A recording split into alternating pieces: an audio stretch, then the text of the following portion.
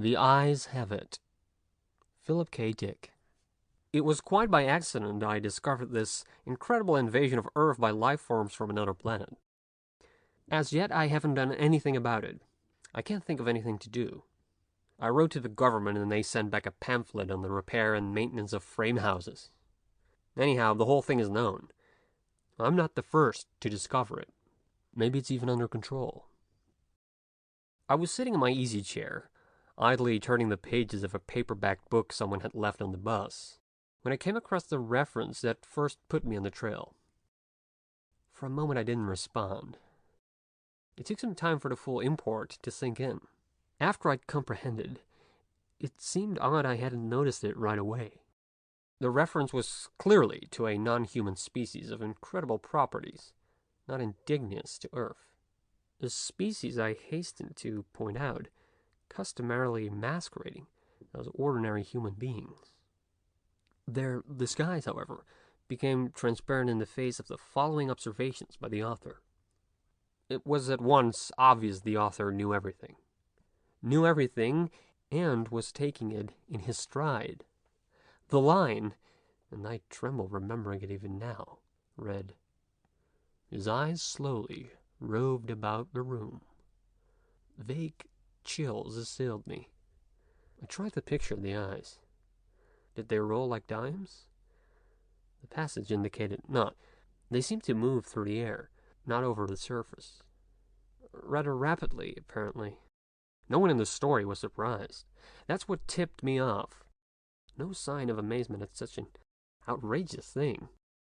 Later the matter was amplified. His eyes moved from person to person. There it was in a nutshell. The eyes had clearly come apart from the rest of him, and were on their own. My heart pounded, and my breath choked in my windpipe. I had stumbled on an accidental mention of a totally unfamiliar race, obviously non-terrestrial. Yet to the characters in the book it was perfectly natural, which suggested that they belonged to the same species. And the author? A slow suspicion burned in my mind. The author was taking it rather too easily in his stride. Evidently he felt this was quite a usual thing. He made absolutely no attempt to conceal his knowledge. The story continued. Presently, his eyes fastened on Julia. Julia, being a lady, had at least the breeding to feel indignant. She is described as blushing and knitting her brows angrily. At this I sighed with relief. They weren't all non-terrestrials. The narrative continues. Slowly, calmly, his eyes examined every inch of her. Great Scott! But here the girl turned and stomped off, and the matter ended. I lay back in my chair, gasping with horror. My wife and family regarded me in wonder. "What's wrong, dear?" my wife asked. I couldn't tell her. Knowledge like this was too much for the ordinary run-of-the-mill person. I had to keep it to myself. "Nothing," I gasped. I leaped up, snatched the book, and hurried out of the room. In the garage, I continued reading. There was more. Trembling, I read the next revealing passage. He put his arm around Julia. Presently she asked him if he would remove his arm. He immediately did so, with a smile. It's not said what was done with the arm after the fellow had removed it. Maybe it was left standing upright in the corner. Maybe it was thrown away. I don't care. In any case, the full meaning was there, staring me right in the face. Here was a race of creatures capable of removing portions of their anatomy at will. Eyes, arms, and maybe more, without batting an eyelash. My knowledge of biology came in handy at this point.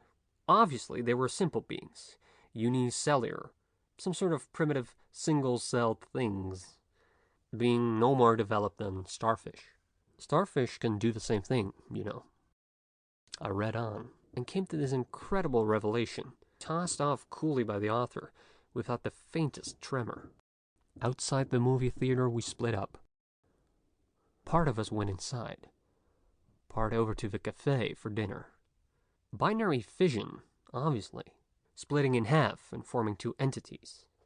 Probably each lower half went to the cafe, it being farther, and the upper halves to the movies. I read on, hands shaking. I had really stumbled onto something here. My mind reeled as I made out this passage. I'm afraid there's no doubt about it. Poor Bibney has lost his head again. Which was followed by, and Bob says he has utterly no guts. Yet Bibney got around as well as the next person. The next person, however, was just as strange. He was soon described as totally lacking in brains. There was no doubt of the thing in the next passage. Julia, whom I had thought to be the one normal person, reveals herself as also being an alien life form similar to the rest. Quite deliberately, Julia had given her heart to the young man. It didn't relate what the final disposition of the organ was, but I didn't really care. It was evident Julia had gone right on living in her usual manner, like all the others in the book, without heart, arms, eyes, brains, viscera, dividing up in two when the occasion demanded, without a qualm. Thereupon she gave him her hand. I sickened. The rascal now had her hand, as well as her heart. I shudder to think what he's done with them by this time. He took her arm. Not content to wait, he had to start dismantling her on his own. Flushing crimson, I slammed the book shut and leaped to my feet. But not in time to escape one last reference to those carefree bits of anatomy whose travels had originally thrown me on the track. Her eyes followed him all the way down the road and across the meadow. I rushed from the garage and back inside the warm house, as if the accursed things were following me. My wife and children were playing Monopoly in the kitchen. I joined them and played with frantic fervor, brow feverish, teeth chattering. I had enough of the thing. I want to hear no more about it. Let them come on. Let them invade Earth. I don't want to get mixed up in it. I have absolutely no stomach for it. End of The Eyes Have It by Philip K. Dick.